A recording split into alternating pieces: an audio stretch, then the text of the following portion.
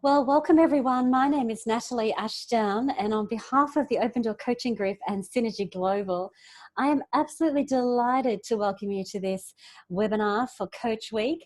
This is our webinar called Warts and All. It's from PCC to MCC, and it's insights into our journey of how we moved from PCC ICF credential level to our MCC Master Credentialed Coach level of the ICF. And it's an absolute pleasure to have you all join us on the line. Before I begin, I'd like to acknowledge the traditional owners and the custodians of the land on which we meet today and their continuing connection to the land, waters and communities of Australia. We pay our respects to them and to their elders past, present and emerging.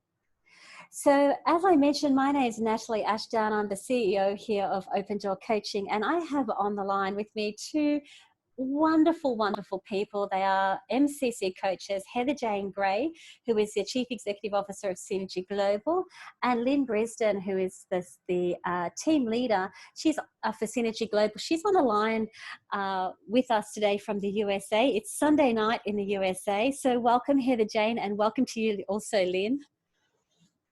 Hello. Thanks, Natalie.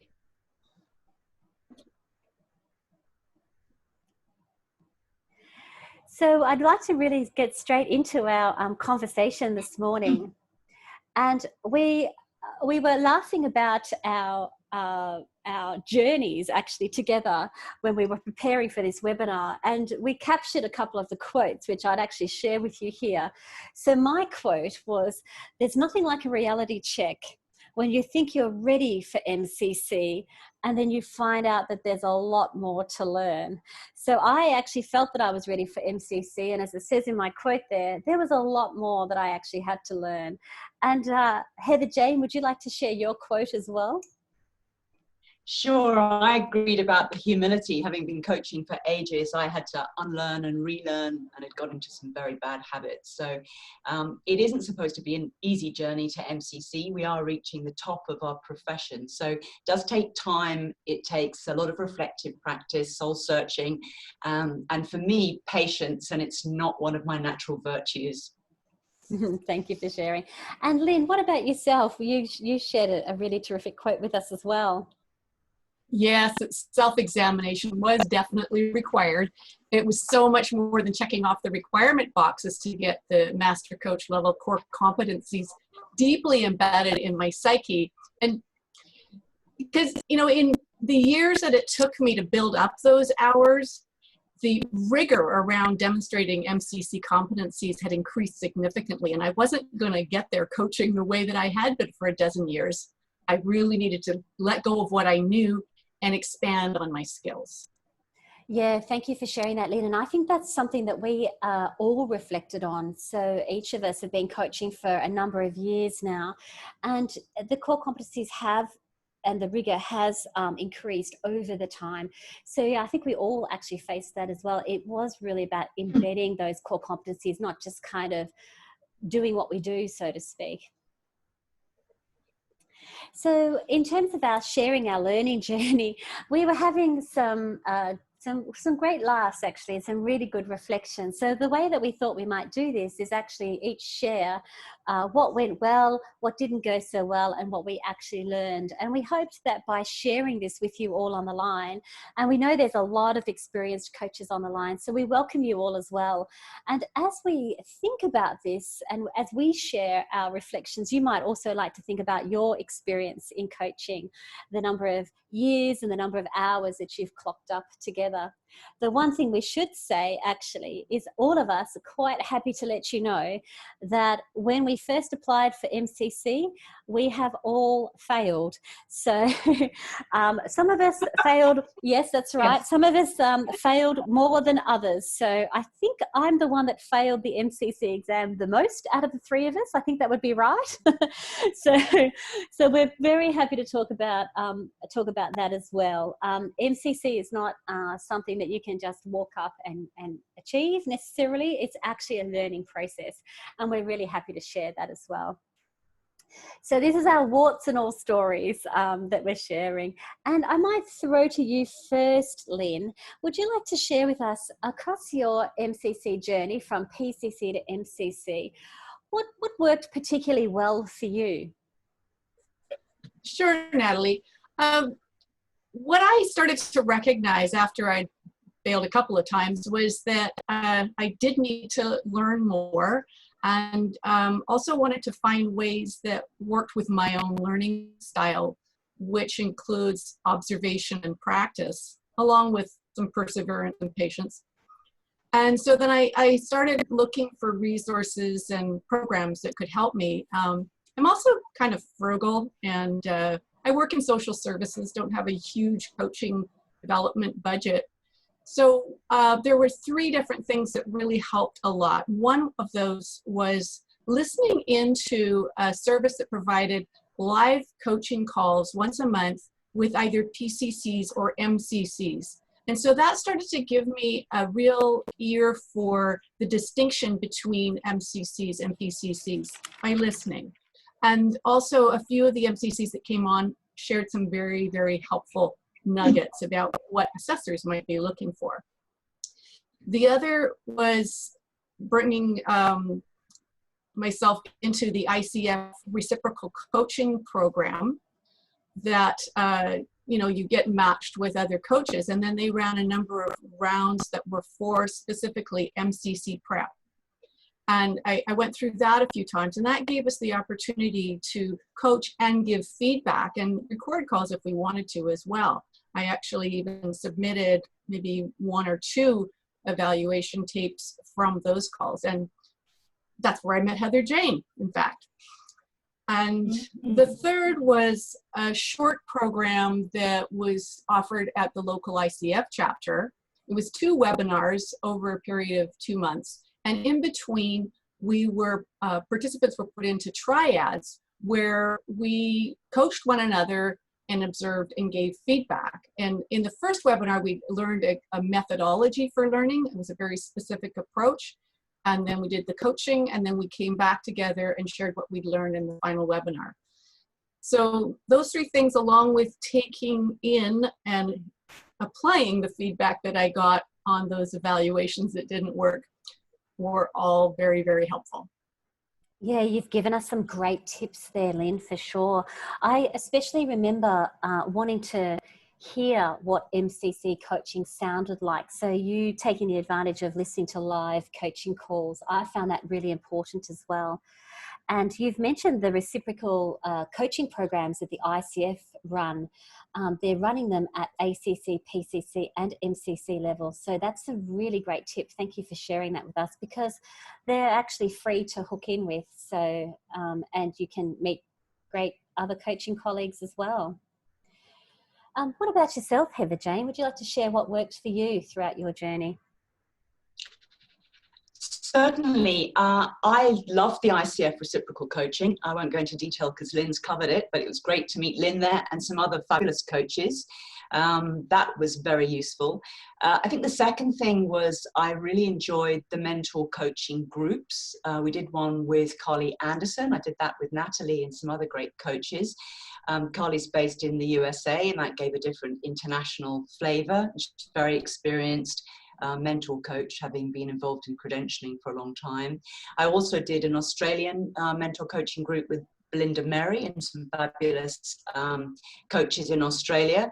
That was fun. I'm very grateful to the Synergy Global MCCs and Natalie from Open Door, who were so generous with their time, encouragement, and let's face it, quite frank feedback, which you really need. You need to get into that I'm vulnerable but safe learning space because of the unlearning and pushing forward for excellence.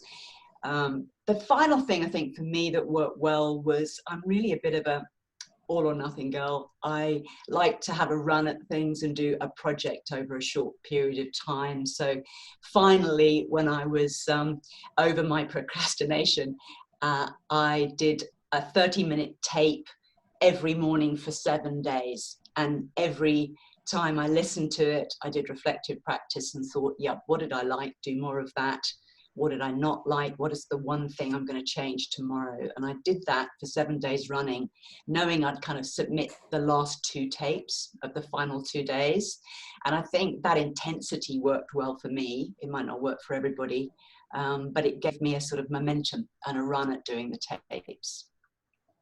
Yeah, thank you for sharing, Heather Jane. I think those mentor coaching groups were really important, and that's actually, yeah, when I think about what worked well for me, joining the mentor coaching group was really important for me, because I actually prefer to work together with people, and we had this really lovely buddy group which included you and a number of other people, and I liked it how we said that, you know, no one's going to be left behind. Eventually we'll all, whenever it might be, we'll all achieve our MCC, which was really, really nice. And I think the other thing that worked well for me was actually going to the USA, because, and finding Carly, who was an MCC assessor. So going to the USA, because I actually felt at the time there might have been some cultural differences in the way that we coach between us here in Australia and the US. I don't think that was actually the case, but it was important, I felt, to do that. And so joining a mentor group, as you said. The other thing I think that worked well, I agree with you, is that feedback. It was actually, I don't mind saying, quite confronting for me at the beginning, because we already felt that we had a skill set. And of course we do have a skill set, but it was really, what worked for me was that, as you mentioned, Heather Jane, that unlearning process. It was like we'd come to a certain level, and at sometimes there it was in, yes, you mentioned Brené Brown and vulnerability. At some points there I felt really vulnerable, like I didn't know anything about coaching. And so it was actually really good to have that group around us that could give us feedback to say, look, this is very, very good coaching. It's high PCC, and this is what we need to do now to stretch from PCC to MCC. So that was the other thing I learned, was about how do I let go of what I know now in order to really make that stretch towards MCC, and to learn what I don't know now was the thing I had to really focus on. Linda, you related that to that as well, I think, that kind of unlearning process, so that we could then really stretch ourselves. Absolutely. Because it's kind of starting to become more attuned to what were the really strong points that I had going into coaching, like listening and intuition. And I found ways that I relied on that kind of really got me through a lot of coaching calls and got great results. But in order to really shift into the level of deep partnership required at the MCC level, I needed to stop using those skills in the way that I had been, so that I could not make assumptions about what was going on for my clients, but move more into a place of questioning that helped and supported them in discovering for themselves what was happening in their own perceptions and the way that they were connecting with the situation. Yeah, absolutely. Thank you. And when you think about what didn't particularly work well for you, Heather Jane, maybe you could share some ideas about what didn't quite work well for you. How long have you got? I mean, I know. Well, to know, it took me a while. It really did. I had to retake 3 times. 3rd time lucky. That's what I said before I got it. I'm naturally impatient, so being patient throughout the whole process was a bit of a reach for me. I really had to work on my presence because of that natural sort of bias for action and impatience I've got. I had to stop procrastinating. I procrastinated for way too long. I think it was, you know, too much of a strength becomes a weakness, and too much focus on quality becomes the weakness of perfectionistic tendency. And I think I just kept on putting it on the back burner. I got busy with work and life, and just kept on going, yeah, it's in the too hard basket for now. And I kept on sort of getting off the horse. That was my metaphor, instead of actually keeping going. So it was only reapplying for my PCC yet again at Christmas that made me go, this is ridiculous. Why am I PCC? I've been coaching since the sort of, you know, can tell how old I am, 1980s, you know, a long, long time. And I thought, I really can do better. And I think particularly Synergy Global has a graduate finishing school. We help master's students from university bridge from university into the workplace. And I love mentoring the interns, but it also kicks up some bad habits because you're coaching young people and you're mentoring as well. So it blurs the boundary between mentoring and coaching, which is never a good thing. And you have to remember which hat you're actually wearing. So I fell into the trap of asking leading questions. And that is an immediate fail. You can't do it. So you can sometimes get a really good tape going, and then you're really relaxed, and at the end you're so into helping the person you're coaching. They haven't come up with something, and you just ask a leading question at the end of the tape, and bam, you can't use that tape. So that's Yes. some of mine. Yeah, thank you for sharing, Heather Jane. And I know that Bridget Calvert is on the line, our assessor at Open Door Coaching, and we've listened to a lot of tape recordings where they're terrific conversations, and then all of a sudden in the middle of it, someone will say, now, I think I might just take my coaching hat off and mentor. And we're like, no, don't do that. You're supposed to be coaching. No. And it is unfortunately, we have to think about, it's hard for me actually to say that instant fail, but so in our kind of land, we say not yet competent. That's right. But from a ICF point of view, it just comes back pass or fail, which I actually struggled with as well. Because it's not that I failed. I did a brilliant coaching session. It's just that I'm not yet competent. I haven't yet demonstrated all the competencies. And when we got our reviews back, they showed us which of the competencies across the 11 or 12 different competencies that we didn't achieve MCC in. And I found that actually quite useful to go, okay, in this competency, in this area, I need to do something more, because that's the area that I'm not hitting MCC on. So yes, that whole, no, you're not supposed to be mentoring. Yeah, we hear that quite a bit. What about yourself, Lynn? Well, how did you, what didn't quite work for you? Well, there were a few things, but what stands out for the most part is making the right selection with the client calls to send in for evaluations. And you know, I've got a few clients that I've taken on who, you know, they have challenges in life. You know, they maybe are ADD or maybe on the autism spectrum. And I love listening to their stories. And so, well, they ended up being very long calls. And they were within the 60 minutes, but they didn't really demonstrate my competencies in direct communication or really being able to observe what I'm noticing and the client's patterns of getting into story. And so those were probably not the best calls to submit.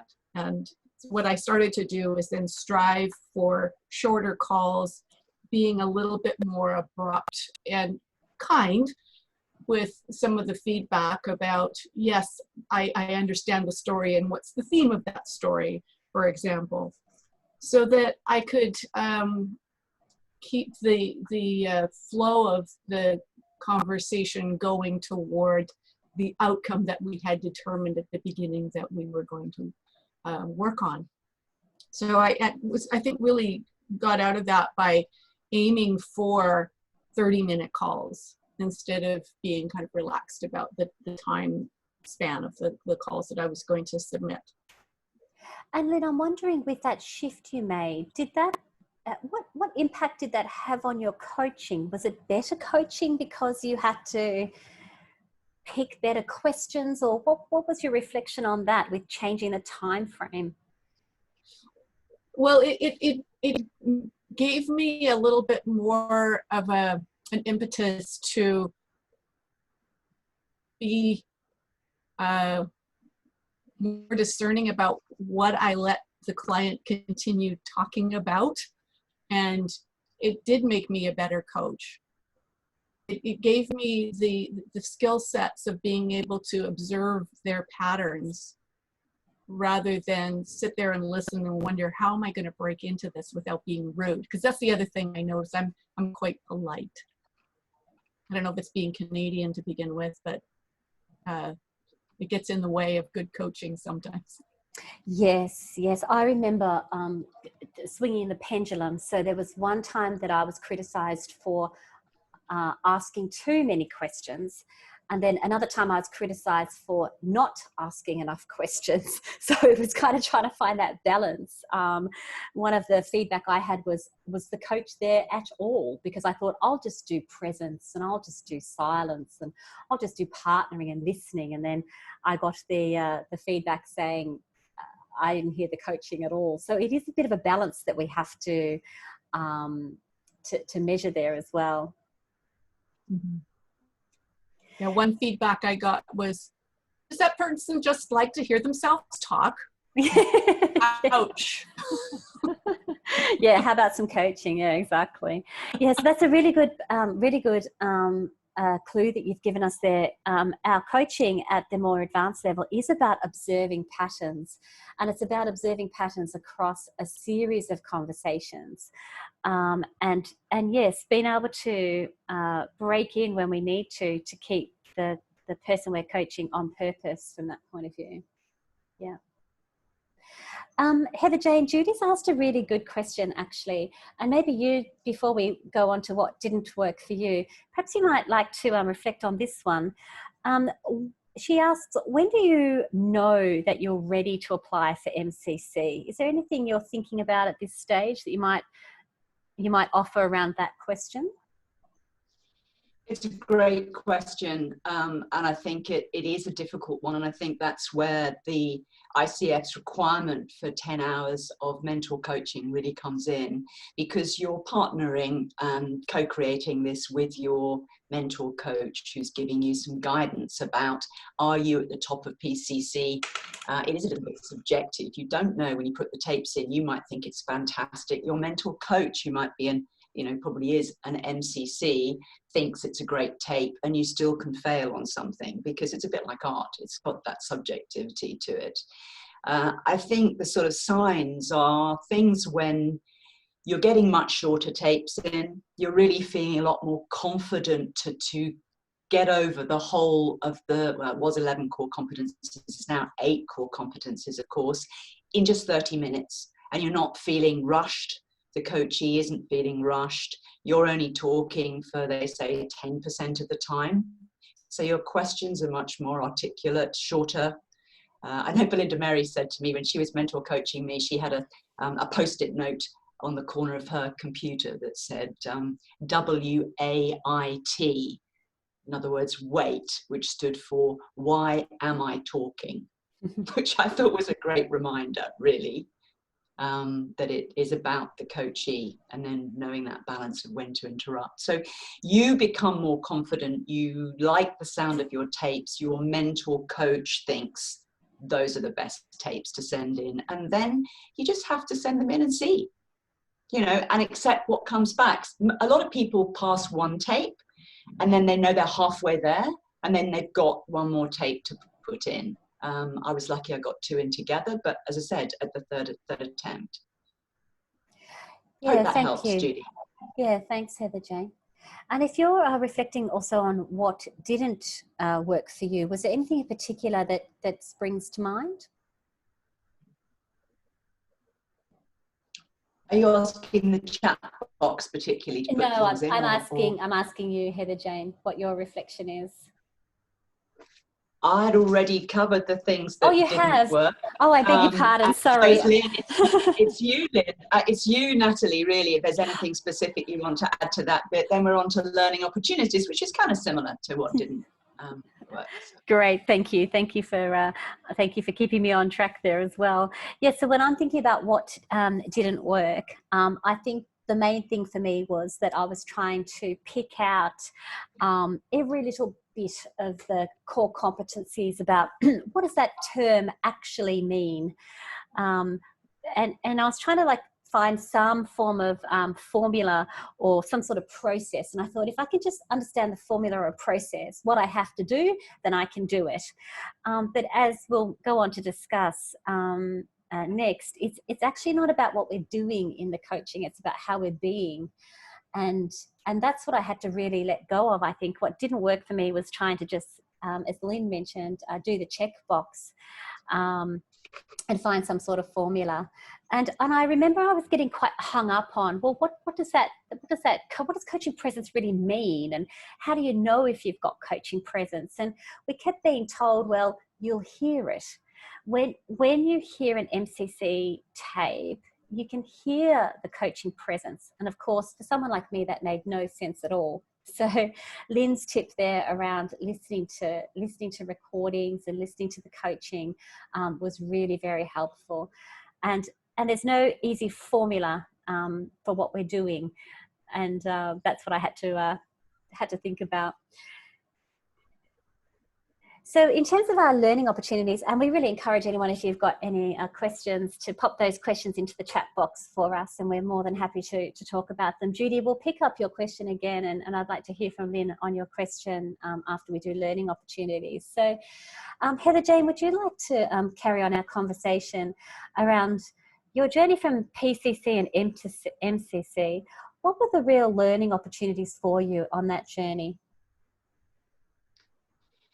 Certainly. I will just answer one question that's come through on chat. Actually, it was about where do we get the recordings, which are really crucial to listen to good PCC and MCC coaching so that you can hear the difference and hear that presence, as Natalie was talking about, the being.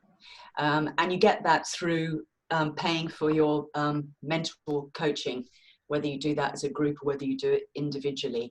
Nearly all the mentor coaches I know share their tapes, what worked, what didn't work, and things like that. And it's good to know that when you're listening to a tape, you don't know if it's passed or not, and you become the assessor and see whether you can mark it against the core competencies and see whether you think it's an MCC. And the more you do that, and the more correct you become about spotting the difference between PCC, MCC, it goes back to Judy's question, you're nearer being ready to be an MCC. So that's an answer to just the chat question. Learning opportunities, again, many. I think my top three would be studying those tapes and really noticing the difference. It would be the coaching deeper to the who, which I didn't really get until I started the MCC journey, not the what.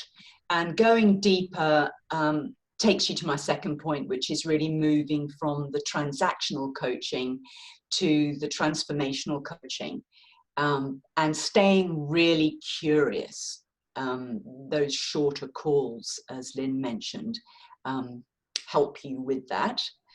And I think sometimes you listen to a tape which you know is transactional. Maybe it's where the coach is at. They just really wanted an action-orientated transactional session. And try as you do to ask deeper and deeper questions, it's just not going to happen on that tape. And so you go, okay, this is not what the coachee needs right now, and you complete a very good PCC tape, and you just go, yeah, that's not going to be a good one to put in. And my third one, my point is really to continue working on that patience and presence, breath work, speaking less, really tuning into your own intuition. It's a mindful quality of being mindfully relaxed. You're really deeply listening and you're getting out of your own way so that you can feel a question bubble up. And you may have 2 or 3 questions, and in a very calm way, you sift that and think which question is going to help the coachee the most and land. And you're in that present relationship in an intuitive way and know which question to ask, rather than having this sort of performance anxiety of, what would be a good question, a clever question to ask for MCC, which isn't really where you're at all in terms of presence. Those are mine. Yeah, thank you for sharing those, Heather Jane. I was just reflecting while you were talking that I hadn't really established my mindfulness practice. I achieved my MCC 3 years ago, and I wasn't doing regular mindfulness practice back then.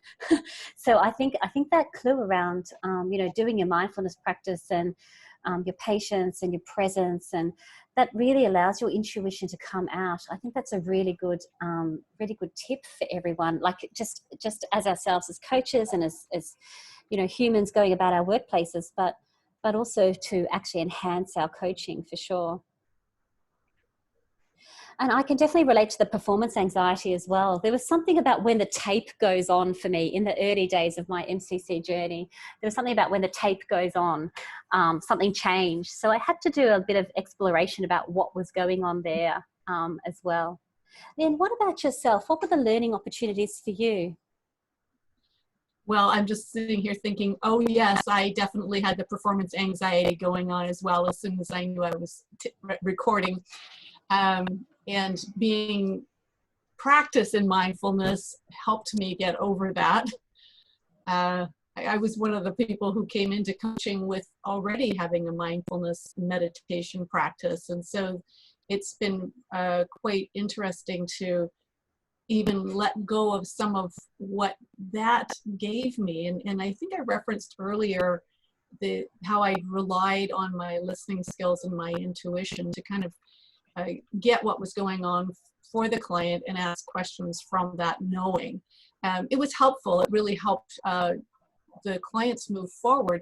What I realized though, as I developed my master coaching abilities, and I'll reference conversational intelligence, and the neuroscience of coaching was really helpful in this,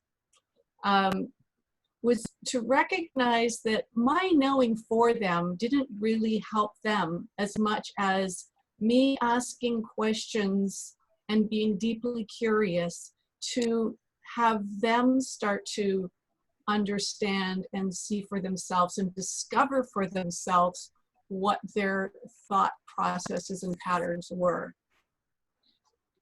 And that's what really helped me to step into that true partnering with. It's almost, I get an image of walking alongside of and shoulder to shoulder and almost like being in their head with them and asking them questions to kind of tease out what the next aha was for them, but not for me to say, oh, I think this is what's going on for you. I can really connect with what you're saying, Lynn. And actually, if I might make an observation, I think that the way that you're even sharing with us now is giving us an insight into what MCC is all about, because newer coaches wouldn't really, I think, necessarily use the terms being deeply curious, allowing my clients to really discover and to be truly partnering. So it's they're not just words, actually. They're actually a way that we actually show up within our coaching. Would you would agree with that? I would absolutely agree with that. And it's really quite a journey to begin to experience that for ourselves and have it be part of our practice. Because initially when we look at the descriptions of those competency grids and what the MCC level competency looks like, there are a lot of abstract words. And it does take that observation and practice and trying and failing and experimenting and maybe even playing to start to get it, to connect with what that truly feels like on an experiential level. Yes, I agree with you. And I relate to that as well. I love that word experimenting, and I love the word curiosity. I used that often. And I think when I reflect on my learning opportunities, it was really an opportunity to stretch and grow. I wrote down some notes for myself around relearning. So I had to unfreeze. I had to Lyns freeze, unfreeze model. You might remember it from many, many years ago now, but I had to unfreeze and let go of what I already knew so that I could actually learn what I needed to learn. And I love learning, so that's a good thing. But the process of actually letting that go was a bit of a painful one, I think, for me. And I relate to what Heather Jane's comment was, is that in our coaching, we are doing great coaching. The clients are actually getting enormous benefit from coaching with us. And there's this weird kind of thing that happens at the end of a coaching conversation when you know that you've met the needs of the client, but it's not an MCC tape. And it's like, something was going strange in my mind that it was, as Heather Jane said, it was a very good high PCC level tape, but not an MCC level tape. So what I had to let go of and what I had to really learn is just to be and do whatever I needed to do to serve the client, regardless of the outcome. Remembering that the purpose of this is actually to be a partner and a coach, not just to get an MCC tape. So of course we wanted to get a good tape because that's what we were trying to achieve, but I couldn't let that get in the way of the actual service of the client. Would you like to add anything else to that as well, Heather Jane?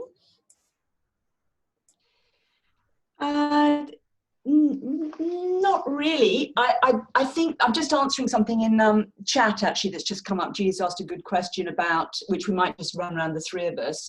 Curious to know how long for each of you from the start of intentionally focusing on applying for your CC credential to the time when you obtained it. And I've just popped my answer in there. The first time for me was about 6 months. I thought, yes, I'll give this a 6 months run. Might have been 8 months. The second time was 3 months. The third time, because I let go of it completely between my 3 attempts. There was a big gap. And the third time I thought, oh, damn it, I'm going to do this, and threw it together in a week. So it's really different for everybody. Lynn, would you like to comment on that, about how long was the journey from when you really seriously, intentionally focused on your MCC? Oh, I was focused on it even when I still had my PCC. So I initially applied in 2013. When it came time to renew my PCC a third time, I thought, what the heck? I've got the hours, I've got the training. I'm going to throw in a couple of tapes. And I knew at that point that, well, I was hopeful, but I didn't really expect that they would pass. I just wanted to get the process started.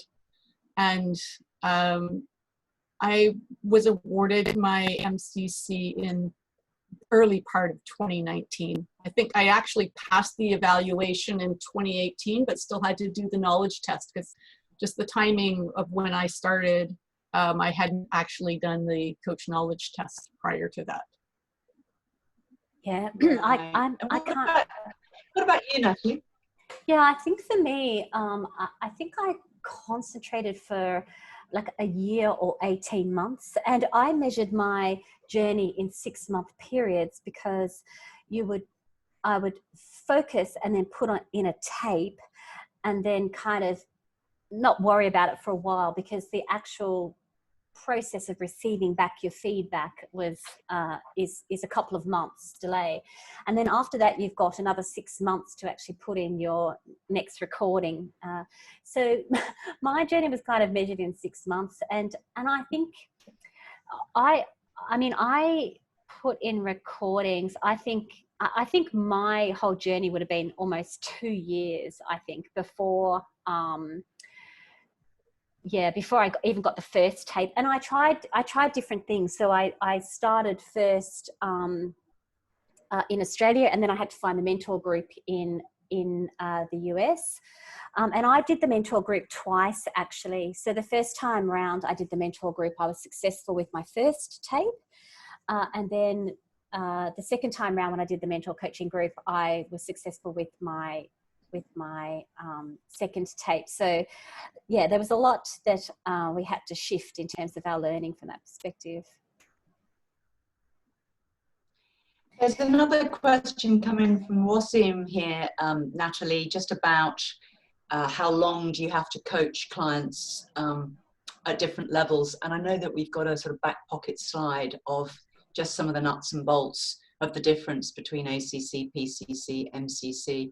Whether that's now or later in the session, it might be worth popping that up just to answer Wasim's question there. Yeah, we can answer that quickly. So if you go onto the ICF website, you'll find that to go for your ACC credential, you need, there's a number of different criteria, but you need 100 hours of coach practice, coaching. For PCC, it's 750 hours, and for MCC, it's 2,500. So in your coaching log for before you actually attempt to go for MCC, you will have had a minimum of 2,500 hours, which when you think about it, most coaches that are going for this credential, they are likely to have been coaching for a number of years. Remembering that PCC, the Professional Credential Coach Standard, is a very high standard. So many coaches will have been achieving a significant number of coaching hours and doing a significant amount of high quality coaching and achieve PCC level as well. And yeah, Heather Jane does say that people can say it can take years. It's not just about the actual process of applying for the credential, but it's also the years of work that you've put in the lead up as well. So we'll pick up some... We're really focusing on the end bit, aren't we, Natalie, with this call, because we're making the assumption that by the time you're interested in going from PCC to MCC, you've got those hours under your belts, you've got that years of experience, you're already coaching at a high PCC level. So that's why we're talking quite a lot about the tapes and things that got in the way in those final mentor coaching sessions, really. Yeah, and that's why that's why we're talking about what we're learning as well. And I feel quite comfortable, and hopefully you can hear our vulnerability and our humility when we say that this was a learning process. So I really encourage everyone, regardless of where you're at in your coaching journey, to approach it like that. And hopefully for you to hear that coaches that, like ourselves, have been coaching for many, many years, still have a lot to learn. I think that's what it's all about from a coaching point of view. We're very happy to take. Yeah, we're very happy to take your questions as well. So let me pick up. Sharon, you asked a really great question, and perhaps I can ask Lynn. You might like to answer or share some ideas around this one. Sharon asks, what's the difference do you see in your coaching for you and your clients since achieving your MCC? The difference in ourselves and our coaching for our clients since achieving MCC?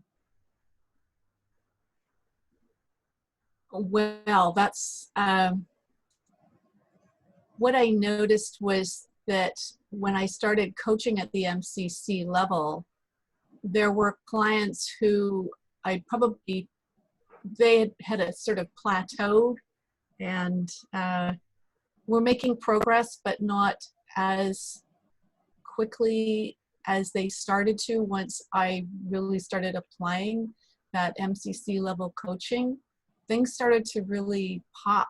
I'm thinking of one particular client who became much, much more aware of some of her deeper motivations and stopped trying to divide herself in different directions, and just really found what worked for her in a way that hadn't come up before. And it was quite amazing to behold, actually.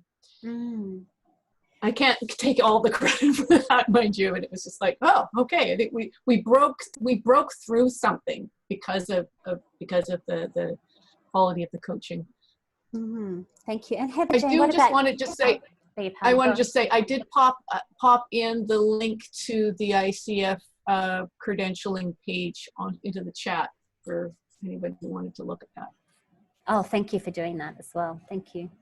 Heather Jane, but did you notice any differences in particular in your coaching for you or your clients after you've achieved your MCC? Yes, I think that my questioning certainly got better. I mean, I hope my listening and presence got better, but my questioning was more succinct. And I know that David Peterson at Google talks about twofers, 2-for-1s, when you're actually getting that lovely strategic integration with two things that the coachee wants, that you manage to integrate in a powerful question, so that you're working on two aspects actually at the same time. And some of that comes intuitively and naturally with practice. And a lot of the program I'm currently doing, the Accelerating Coaching Excellence program, with both David Goldsmith's joining us later this week, of course, and David Peterson from Google. And they've got some great practicums which play to your unfreezing and letting go comment, Natalie, really. They're stretch exercises like coach. It's a good thing for everybody to practice this. Coach using questions with only 3 words. And then coach using only statements. You can't use questions. So that you become much more playful in your experimentation. It makes you much more flexible as a coach. And I think I have noticed that as being one of the big changes. The other one is definitely going deeper. And there's a question here from Sam Adkins. Hi, Sam. It's a good question. It is, oops, I've just gone up to Mike's just asked something. Let me just find Sam's again, because it linked to Sharon's nicely. The most challenging aspect for each of us coaching as an MCC, how does it change the way you work? So what's the most challenging aspect? I think I have got used to working deeper, and I really like to work deeply with people, to the who, not the what. And if somebody is being quite, and I don't mean to sound so judgmental when I say this, transactional, and I am trying to get them to get a bigger bang for their buck, get a bigger aha that they can leverage across their whole life, maybe from work. You know, I'm trying to ask powerful questions and they just want to stay transactional at the surface. And that's their choice, they're the coachee. And I find that a little challenging, because I'm thinking, oh my goodness, you could get so much more out of this. And that's a challenge for me as the MCC, to create that safe space and enable them through my presence and through my questioning to transcend, if you like. Yes, I can definitely relate to that as well, Heather Jane. And a couple of us have mentioned throughout our conversation here around coaching the who and not the what. And yeah, I found that quite challenging to understand, what does that actually mean, coaching the who.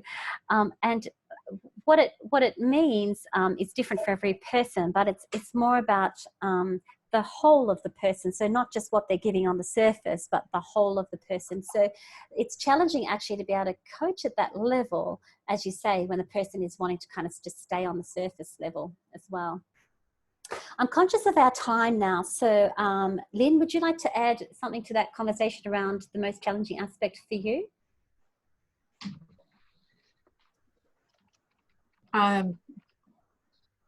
The most challenging aspect? I'm sorry, I didn't quite connect that. The question was what was the most challenging aspect? How does it change the way you work before you were credentialed in particular? How does becoming an MCC how has becoming an MCC changed the way you work?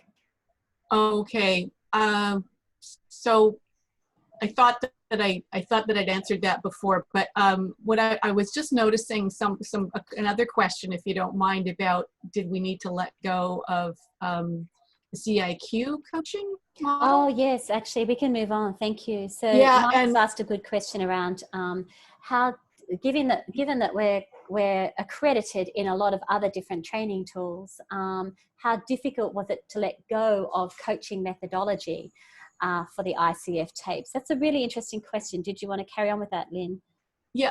Well, in fact, interestingly, when I applied for the conversational intelligence coaching, I set the intent that what I learned from there would actually help me get my MCC, and it did, because it really got me over that piece around making assumptions for and about the client.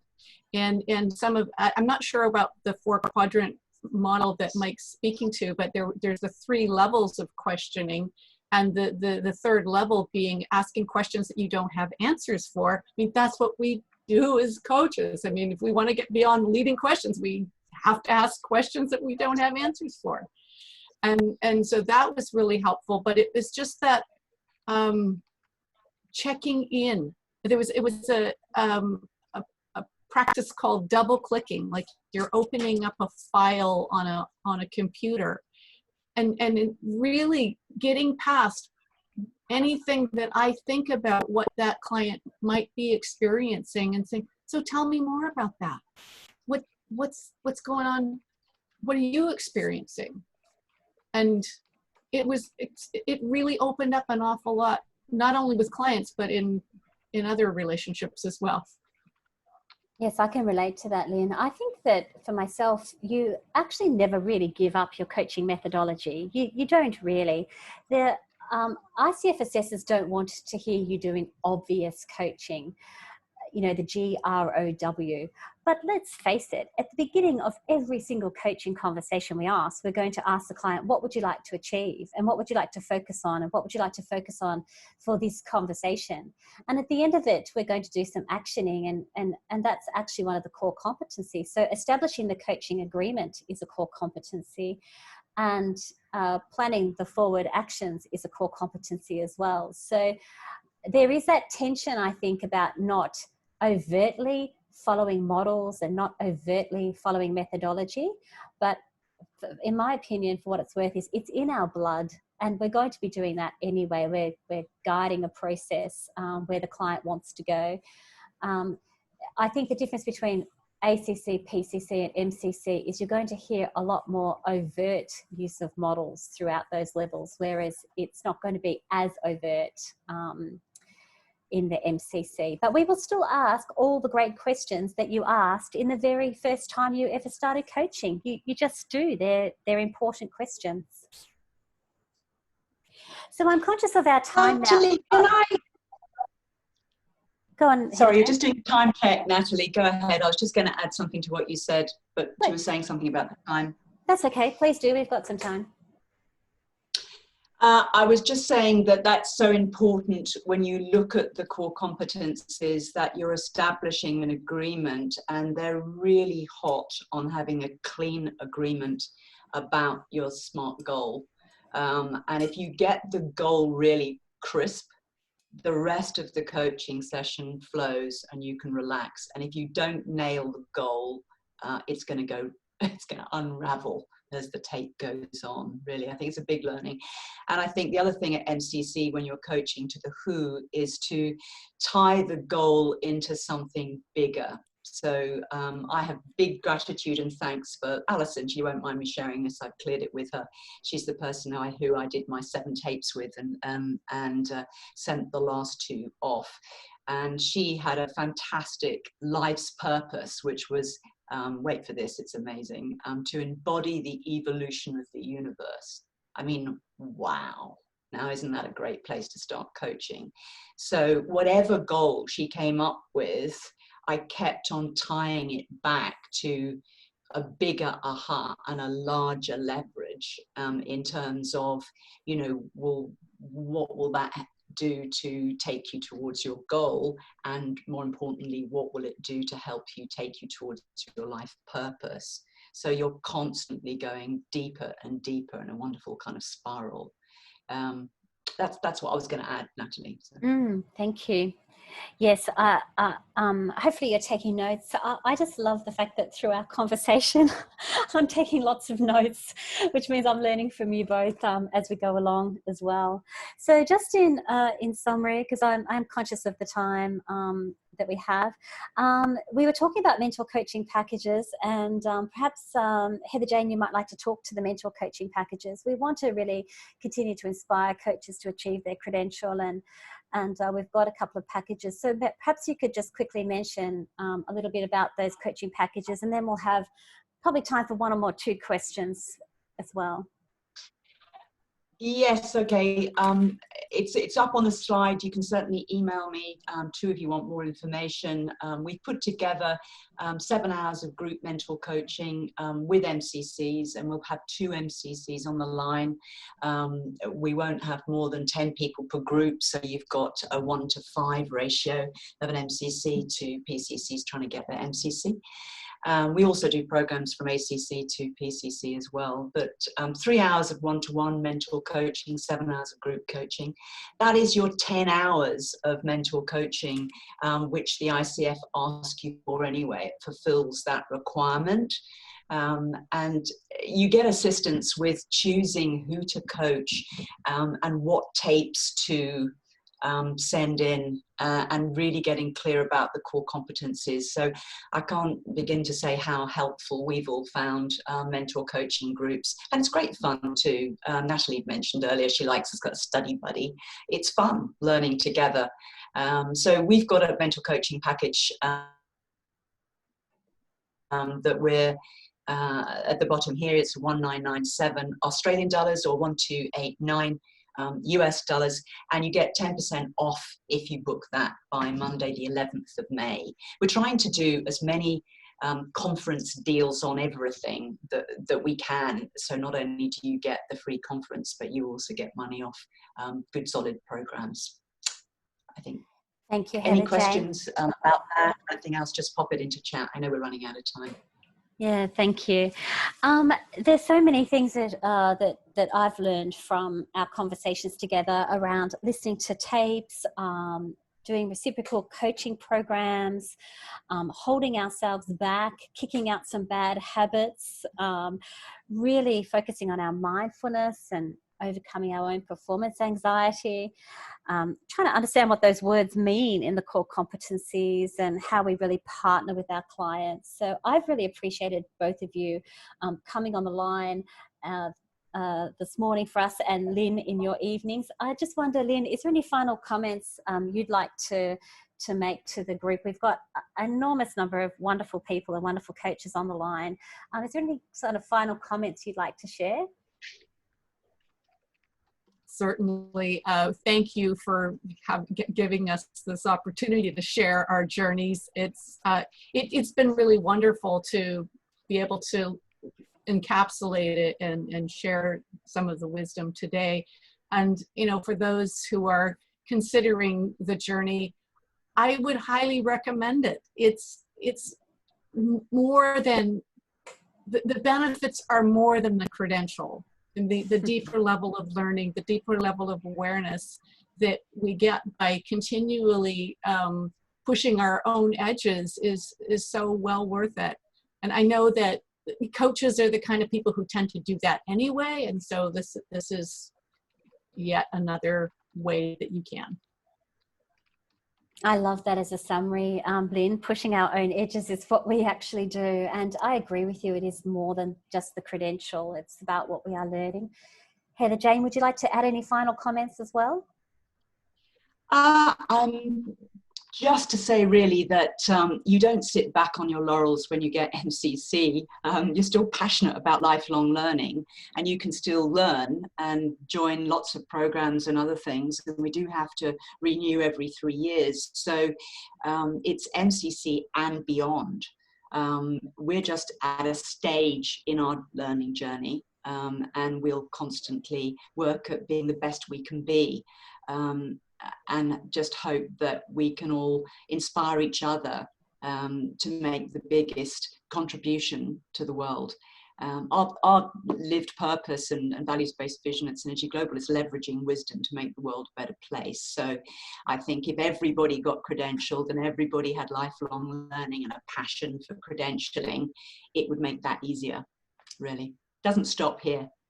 Yes, I agree with you. I was joking with clients that, you know, when I got my MCC, now you all have to bow to me, you know, and say, master, master, every time. for me. But you know what? It's no different. We're just all inspired to be the best we can be in terms of our coaching. And I want to thank you both on behalf of the Open Door team and the Synergy Global team. Thank you so much, Lynn, for sharing, and Heather Jane for your wisdom and your enthusiasm and your inspiration that you've shared with us over all of these years as well. And we're getting lots of thank yous from the chat box now. So thank you all for being on the line. And I hope you really enjoy our keep hooking in with us with our Coach Week conference. This is just the beginning of an amazing week where we can inspire each other and share journeys and really learn together. So thanks for your time this morning, and I'll say goodbye for now. Thanks, Natalie. Thank Thanks, you. Lynn. Bye Thanks, all. Have fun. everybody online.